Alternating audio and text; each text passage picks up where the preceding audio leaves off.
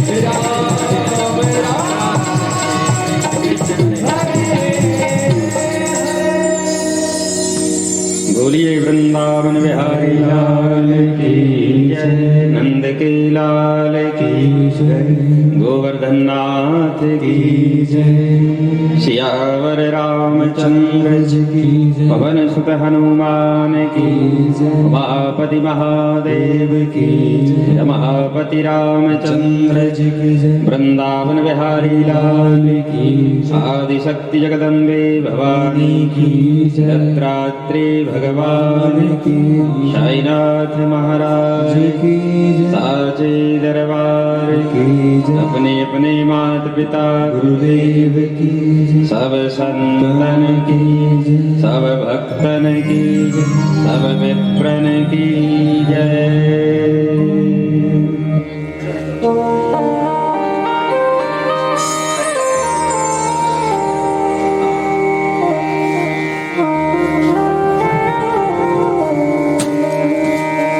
कारण करुणा वर्णालय भक्तवांछा कल्पतरु तड़ित विनंदित पीताम्बरधारी बालकृष्ण लाल की वांगमयी प्रतिमूर्ति, शब्दमयी प्रतिमूर्ति, ज्ञानमयी प्रतिमूर्ति श्रीमद् भागवत महापुराण।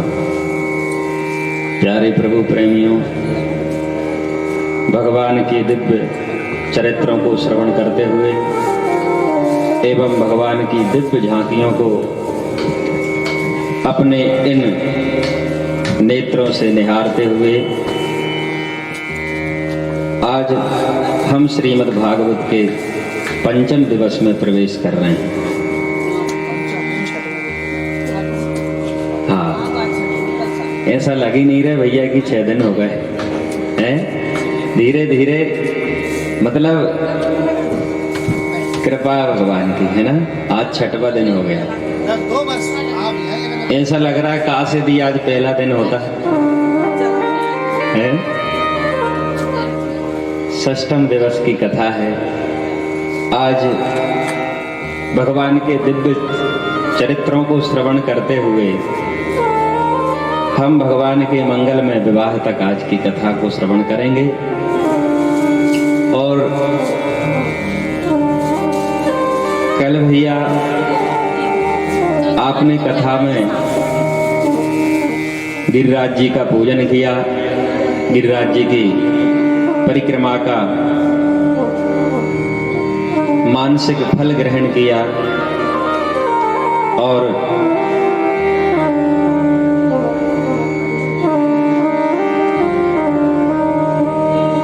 खूब 56 भोग का प्रसाद भी पाया।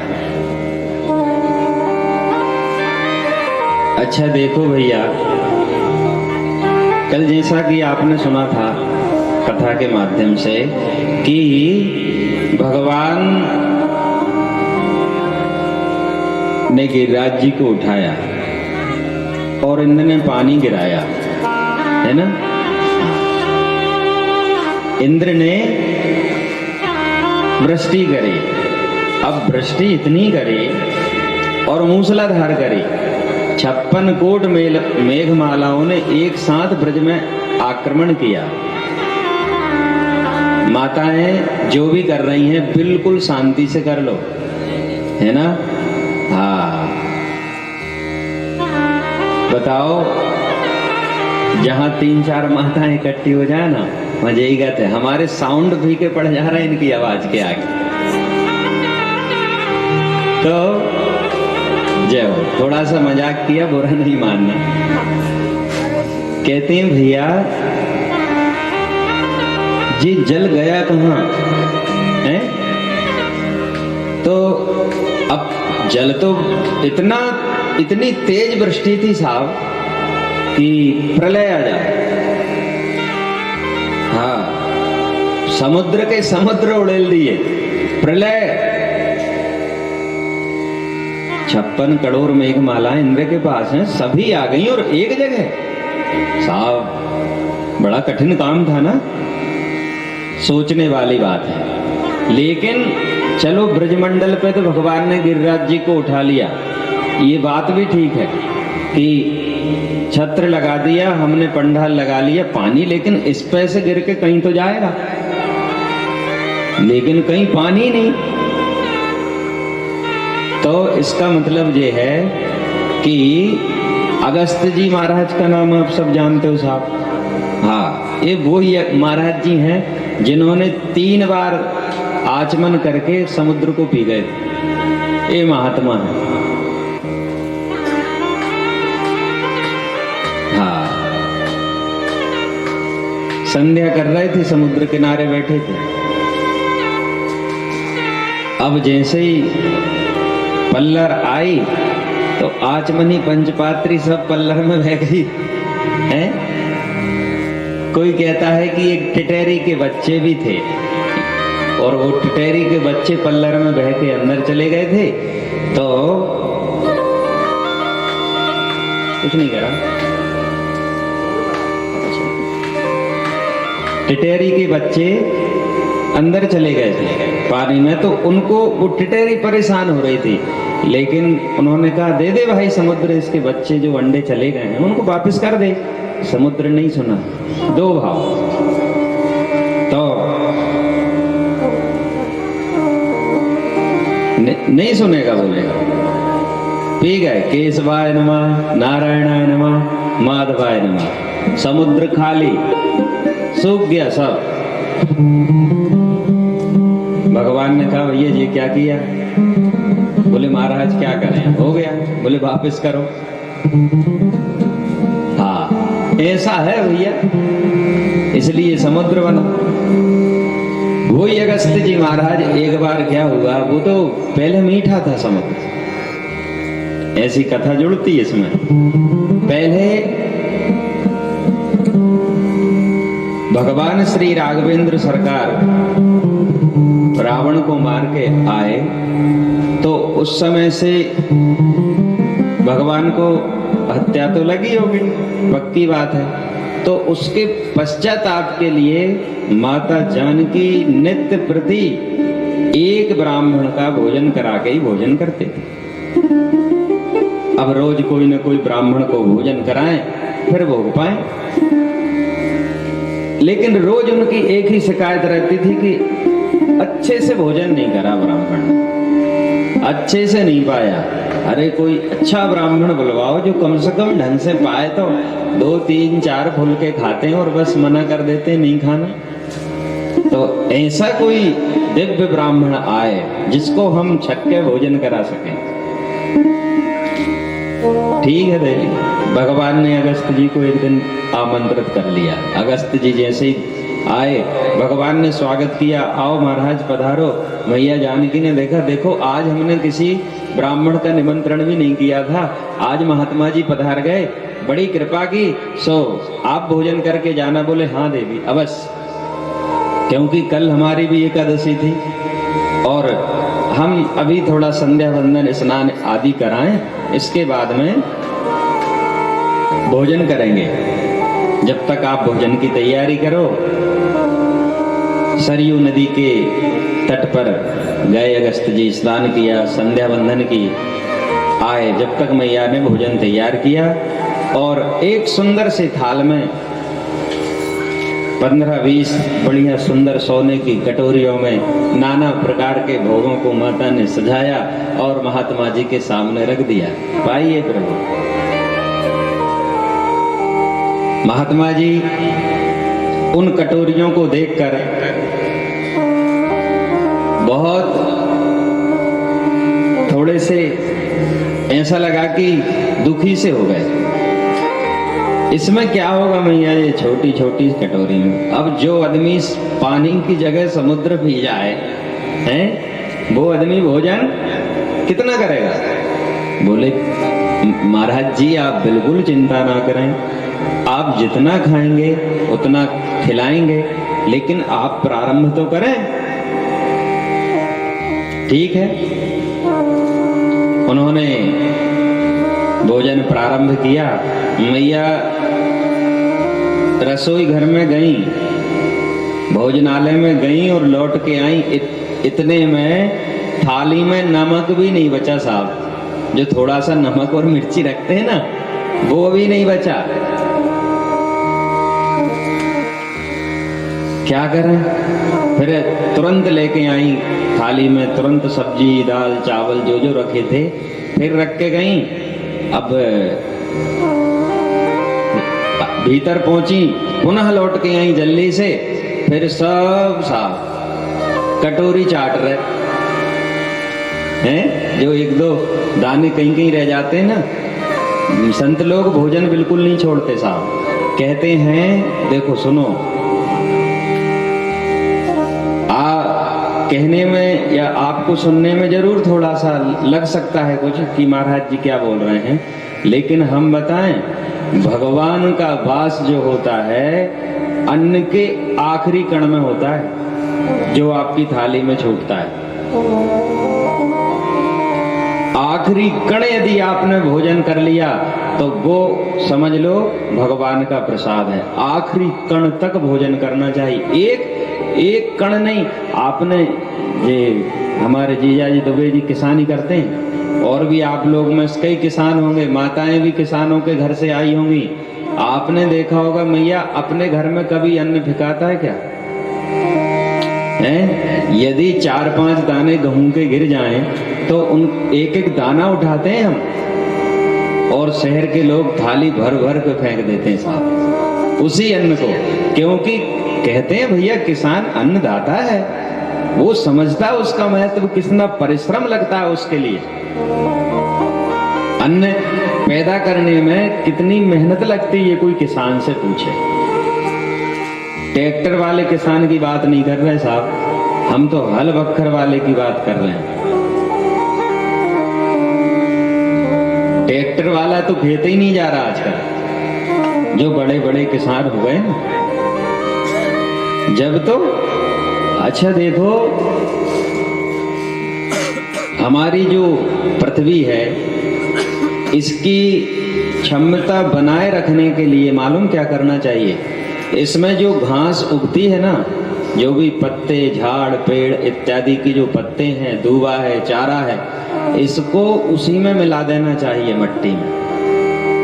हाँ, इसको साफ करके हम जितनी बार बाहर फेंकेंगे, जितनी बार इसमें आग लगाएंगे, समझ लो कि हमारी पृथ्वी को भोजन नहीं मिल रहा। वो भूखे पेट आपको कब तक खिलाएगी बताओ? जब तक उसकी शक्ति नहीं बढ़ेगी, उसको भोजन नहीं मिलेगा, उसको खाद नहीं मिलेगा गोबर का शुद्ध इत्यादि, तब तक वो हमारा पेट कब तक भरेगी? पंजाब में कई खेत बिल्कुल सफेद हो गए यूरिया खाद से साहब, कई सफेद हो गए बिल्कुल। क्या बोले, राखड़ बची, केवल राख जैसे हो गए।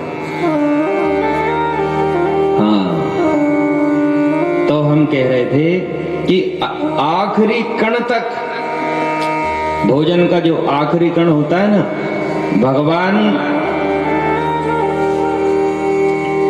आपको पता है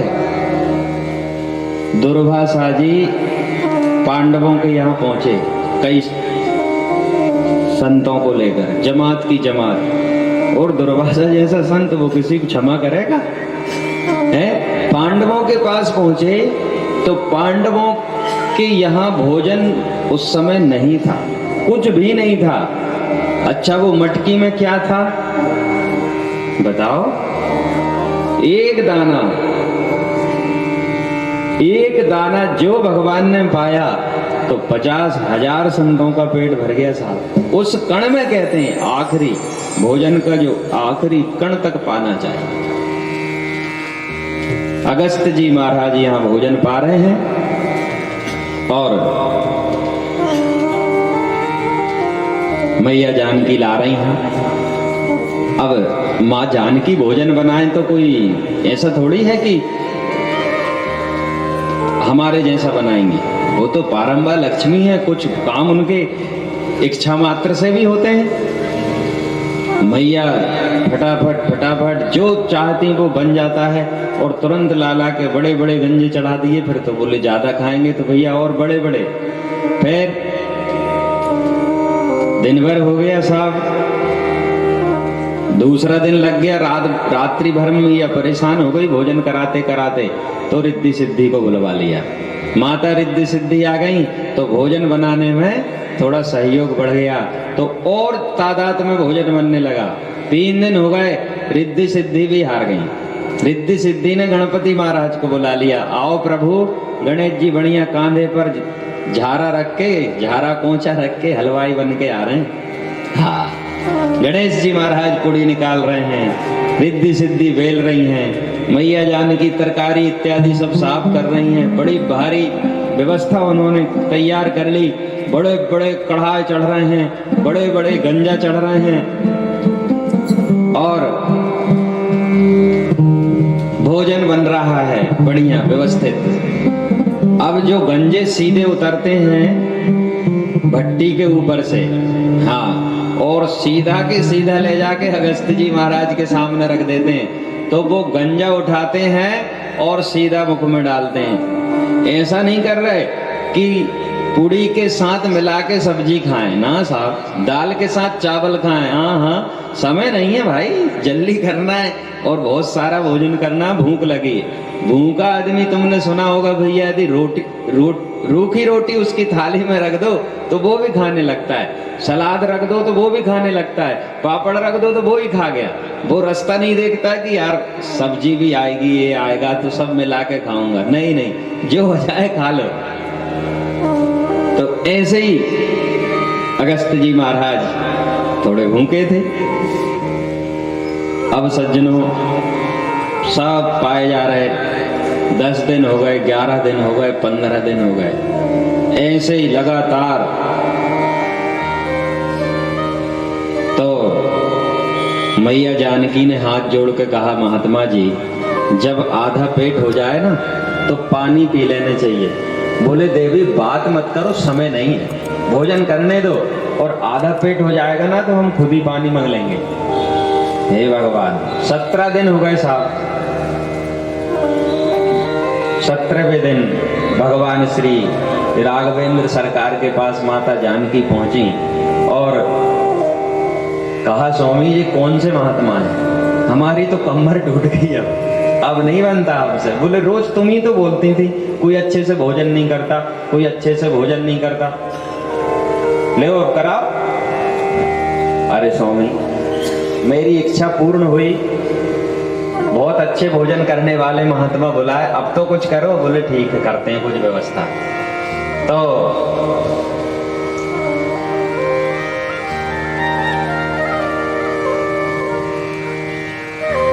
उतार ले, तू ही उतार ले।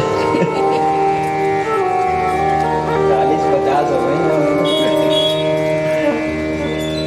हो गई।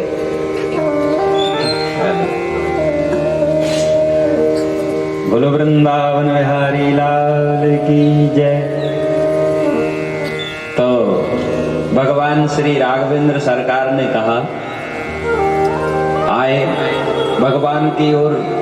अगस्त जी ने देखा और जैसे मुस्कुराए भगवान। बोले प्रभु क्या आज्ञा है? बोले सबके आत्मा भर चुकी है अब। अच्छा ठीक है प्रभु। लाओ देवी, 17वें दिन बोलते हैं, लाओ देवी आधा पेट हो गया, पानी पिला दो। 17वें दिन क्या बोलते हैं? अब आधा पेट हो गए हैं, जल पिला दो।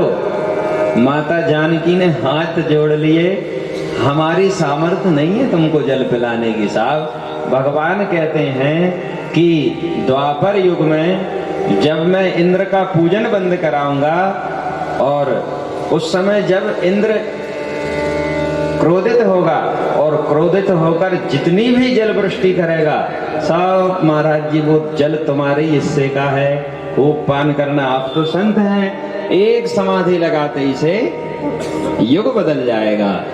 महात्मा अगस्त जी ने भगवान को प्रणाम करके और समाधि में बैठ गए। अब जैसे ही इंद्र ने 56 कोट मेघमालाओं के साथ में ब्रज के ऊपर आक्रमण किया तो भगवान श्री कृष्णचंद्र जी महाराज ने अगस्त जी का ध्यान किया। पधारो महाराज, अब करो कृपा। तो ऐसी ही कृपा भगवान ने की और ऐसी कृपा कुछ हम लोगों के ऊपर भी हो रही साहब, ऐसा लग रहा। देखो अभी 12 बजे तक कैसा मौसम था, हमको तो समझ ही नहीं आ रहा था कि कथा होगी कैसे आज की, पंडाल में बैठेगी कैसे। लेकिन जैसे ही 1 बजते धीरे धीरे तो अपना काम 4 बजे तक बढ़िया बन जाता है? ये भगवान की कृपा है और भगवान को सबका ख्याल है सज्जनों।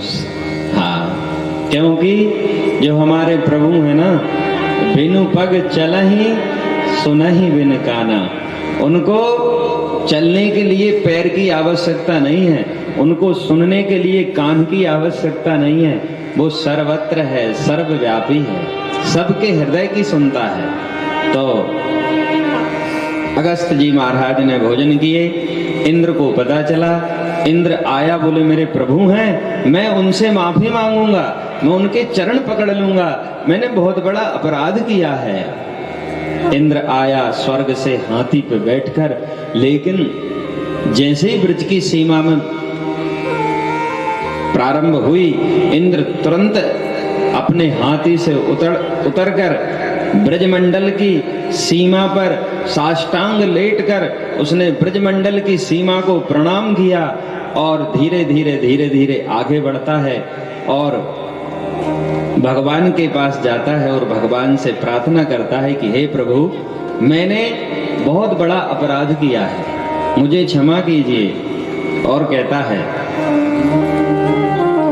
विशुद्ध तत्वं तव धाम शांतम तपोमयं ध्वस्तररजस्तमस्तकं कि मायामयोऽयं गुणप्रवाहो न वेद्यते ते ग्रहणानुबन्धः।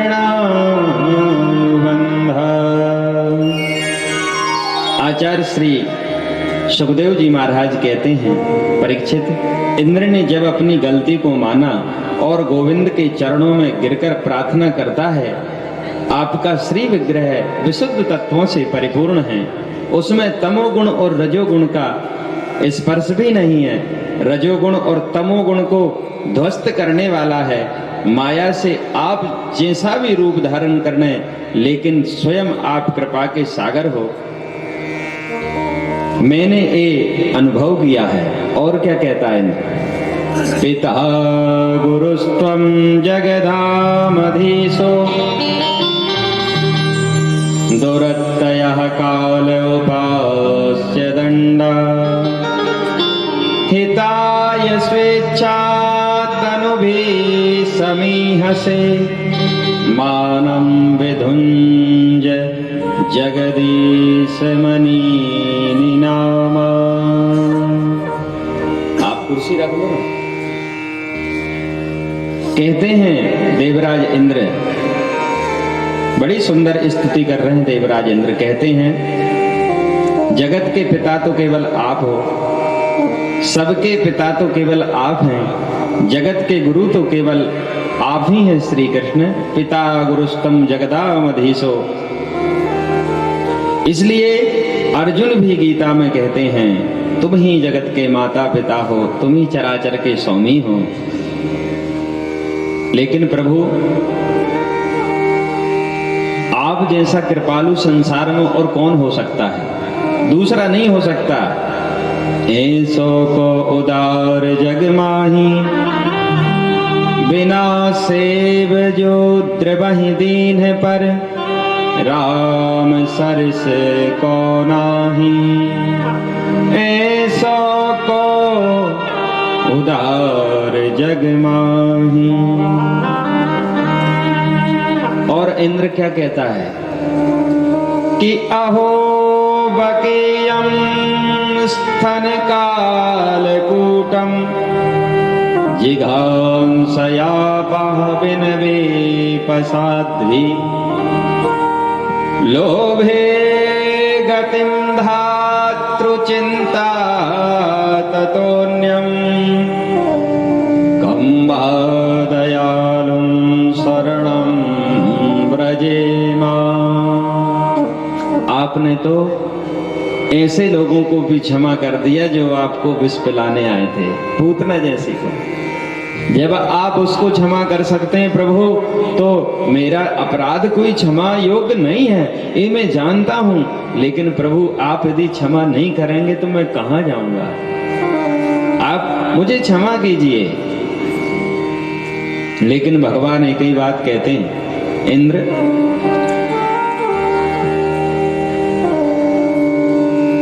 भक्त हमारे पग धरे, जहां धरूं मैं हाथ, और सदा संग लागत फिरहूं, कबहु न छोड़ूं साथ। मैं भक्तों के बस में हूं, हाँ, लेकिन इंद्र मैं इसलिए तेरा अपराध क्षमा कर देता हूं ताकि देखो, ब्रह्मा जी ने 1 वर्ष तक ग्वाल बाल बछड़ों को चुराए।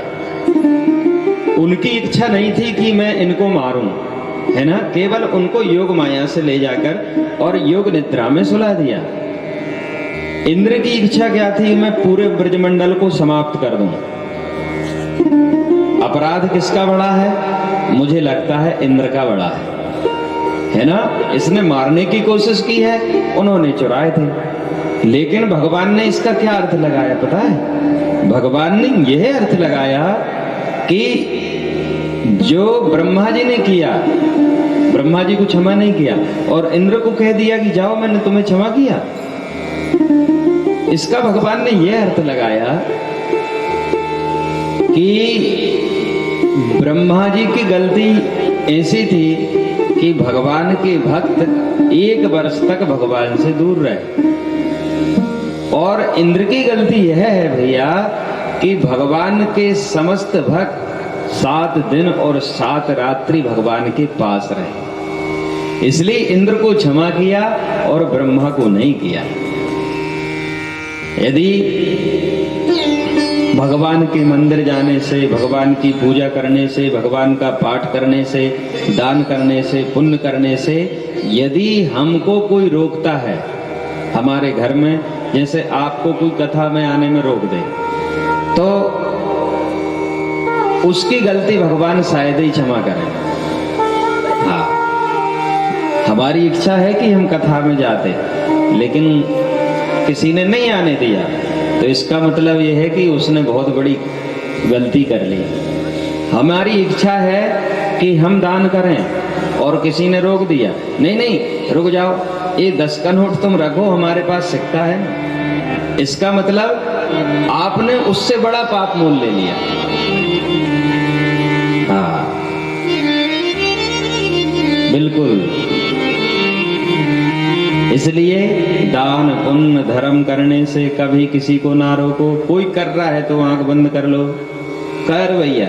उनने कहा भैया 10 दे दूं, 10 नहीं तू 100 दे, बढ़ चढ़कर उसमें और बोलो, खूब दो। तो अक्सर ऐसे ही होता है, लेकिन इस पे ध्यान रखना है हमको कि हमको किसी को रोकना नहीं। अब आप लोग समझ लो 4 लोग एक साथ जा रहे हैं, है ना, 4 लोग एक साथ जा रहे हैं और हमको कहीं कुछ देने की इच्छा हुई, है ना, तो 4 में से एक कहता रहने दो मैं दे। ऐसा जबकि नहीं बोलना चाहिए उसको, वो चुपचाप अपना निकाले और दे। अब आपकी इच्छा है कि नहीं है ये बात एक अलग है। आपकी इच्छा है तो आप भी दो, नहीं है तो जिसकी इच्छा वो दो, नहीं तो मत दो। तो कहते हैं सज्जनों, भक्त जो है, भगवान जो है वो भक्त के बस में है। एक बड़ी सुंदर कथा याद आती मुझे। अयोध्या में एक ब्राह्मण देवता रहते थे। ये ब्राह्मण देवता जो हैं गुरु वशिष्ठ के परिवार से हैं। हाँ, इनका नाम है उमापति जी महाराज। ये भगवान को जो है शिष्य मानते हैं। बोले हमारे जो गुरु थे, हमारे जो परिवार के थे, जो गुरु वशिष्ठ जी, हम उनके वंशज हैं, उनके चेला राम जी थे, इसलिए हमारे भी चेला राम जी हैं, ऐसा उनके अंदर भाव था। अब उन्होंने एक क्लास भी बना के रखी थी, बोर्ड भी लगा के रखा था, भगवान श्री राम का चित्र भी वहां पर रखा था, बाल्यपन का पढ़ने वाला, और उनको नित्य प्रति 1-2 घंटे भगवान को विद्या अध्ययन कराते थे। देखो भाव देखो भैया, हाँ, नित्य प्रति विद्या अध्ययन। और क्या कहते थे, एक छड़ी भी रखते थे, देखो बहुत मार पड़ेगी नहीं पढ़ोगे तो, हाँ राजा के बेटा हो, रोज कहता हूँ कुछ सीख लोगे तो काम पड़ेगा राजनीति में, नहीं तो ऐसे ही गमार के गमार रह जाओगे। ऐसा हो, भगवान को पढ़ाएं उनकी, और अच्छा ठाकुर जी की सेवा भी करें, खूब सेवा करें, पूजन करें, पाठ करें, प्रणाम भी करें, लेकिन क्लास भी लें। हाँ, और मंदिर जाते थे ना, मंदिर भगवान श्री राम के मंदिर जाएं तो पुजारी जी से कहें एक काम करा करो, ये जो जानकी माता है ना, इनके तरफ हम आए तो थोड़ा पर्दा कर दिया करो, ये हमारी बहू लगती है ना, हमारे चेला की पत्नी है, इसलिए ये इनके तरफ थोड़ा पर्दा कर दिया करो ताकि हम अपने चेला को आशीर्वाद देके आ जाए। हाँ, और गले में बढ़िया बाजार से एक माला लें सुंदर सी, और अपने गले में पहन के मंदिर जाएं, और भगवान के दर्शन करके और अपने गले की प्रसादी माला उतारें, और पंडित जी से कहें ये हमारे चेले को पहना दो, ये उनके गुरु की प्रसादी माला है। अब धीरे धीरे क्या हुआ भैया कि ये बात अयोध्या में बहुत फैल गई। हाँ, कि वो उमापति जी आते हैं और भगवान को उत्तरी माला पहनाते हैं, ये क्या नाटक है। बोले थे तो थे जब वशिष्ठ जी, अब तो नहीं करना चाहिए ऐसा जी, गलत है, प्रभु राम के उत्तरी हुई माला पहनाते हैं।